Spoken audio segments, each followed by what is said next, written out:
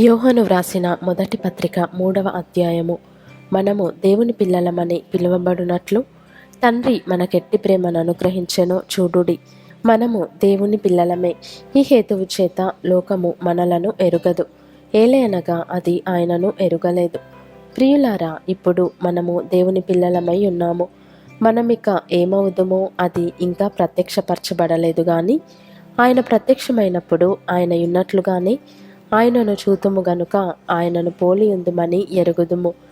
ఆయన యందు ఈ నిరీక్షణ పెట్టుకొనిన ప్రతివాడును ఆయన పవిత్రుడై ఉన్నట్టుగా తన్ను పవిత్రునిగా చేసుకొనును. పాపము చేయు ప్రతివాడును ఆజ్ఞను అతిక్రమించును. ఆజ్ఞాతిక్రమమే పాపము. పాపములను తీసివేయుటకై ఆయన ప్రత్యక్షమాయనని మీకు తెలియను. ఆయన యందు పాపమేమీ లేదు. ఆయన యందు నిలిచియుండు వాడెవడును పాపము చేయడు. పాపము చేయువాడెవడును ఆయనను చూడను లేదు, ఎరుగను లేదు. చిన్నపిల్లలారా, ఎవనిని మిమ్మును మోసపరచనీయకుడి. ఆయన నీతిమంతుడై ఉన్నట్టు నీతిని జరిగించు ప్రతివాడును నీతిమంతుడు. అపవాది మొదట నుండి పాపము చేయుచున్నాడు గనుక పాపము చేయువాడు అపవాది సంబంధి. అపవాది యొక్క క్రియలను లయపరచుటకే దేవుని కుమారుడు ప్రత్యక్షమాయెను. దేవుని మూలముగా పుట్టిన ప్రతివానిలో ఆయన బీజము నిలుచును గనుక వాడు పాపము చేయడు. వాడు దేవుని మూలముగా పుట్టినవాడు గనుక పాపము చేయజాలడు. దీనిని బట్టి దేవుని పిల్లలెవరో అపవాది పిల్లలెవరో తేటపడును. నీతిని జరిగించని ప్రతివాడును తన సహోదరుని ప్రేమింపని ప్రతివాడును దేవుని సంబంధులు కారు. మనమొకనినొకడు ప్రేమింపవలెననున్నది మొదట నుండి మీరు వినిన వర్తమానమే గదా. మనము కయీను వంటి వారమై ఉండరాదు. వాడు దుష్టుని సంబంధి అయి తన సహోదరుని చంపెను. వాడతనిని ఎందుకు చంపెను? తన క్రియలు చెడ్డవియు తన సహోదరుని క్రియలు నీతిగలవియునై ఉండెను గనుకనే గదా.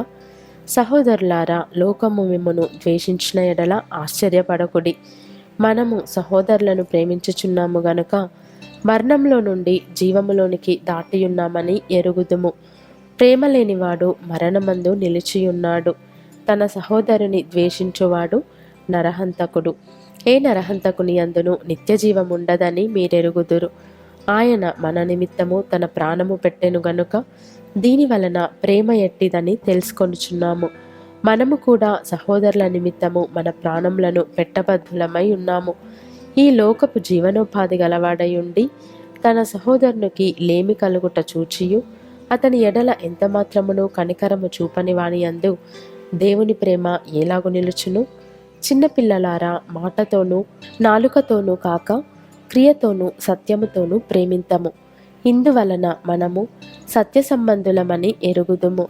దేవుడు మన హృదయము కంటే అధికుడై సమస్తమును ఎరిగియున్నాడు గనుక మన హృదయము ఏ ఏ విషయములలో మనయందు దోషారోపణ చెయ్యునో ఆయా విషయములలో ఆయన ఎదుట మన హృదయములను సమ్మతిపరచుకొందము.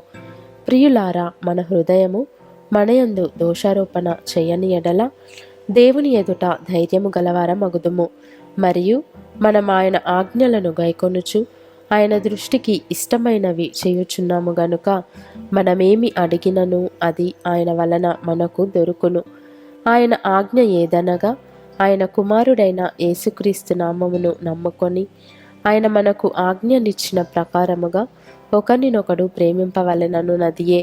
ఆయన ఆజ్ఞలను గైకొనువాడు ఆయన యందు నిలిచియుండును, ఆయన వాని యందు నిలిచియుండును. ఆయన మన యందు నిలిచియున్నాడని ఆయన మనకు అనుగ్రహించిన ఆత్మ మూలముగా తెలుసుకొనుచున్నాము.